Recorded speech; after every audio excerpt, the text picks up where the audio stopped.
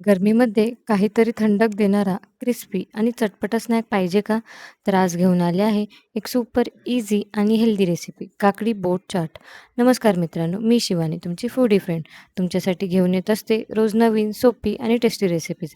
चला तर मग आजच्या रेसिपीला सुरुवात करूया. सगळ्यात पहिले काकडी छान स्वच्छ धुवून घेऊ आणि तिचे सालं काढून घेऊ. आता काकडीला मधून कट करून मधल्या बिया हळूहळू काढून घेऊ, म्हणजे आपल्याला परफेक्ट बोट शेप मिळेल. त्यानंतर कांदा, टोमॅटो आणि ताजी कोथिंबीर बारीक चॉप करून घेऊ. आता एका बॉलमध्ये काकडीच्या बिया घेऊ, त्यात कांदा, टोमॅटो, कोथिंबीर ॲड करू. त्यात मीठ, चाट मसाला आणि लाल तिखट टाकून छान मिक्स करू. मी इथे 1 चमचा खोबऱ्याची चटणी ॲड केली आहे. टेस्ट एकदम नेक्स्ट लेवल जातो. तुम्ही दही पण ॲड करू शकता फॉर अ क्रीमी ट्विस्ट.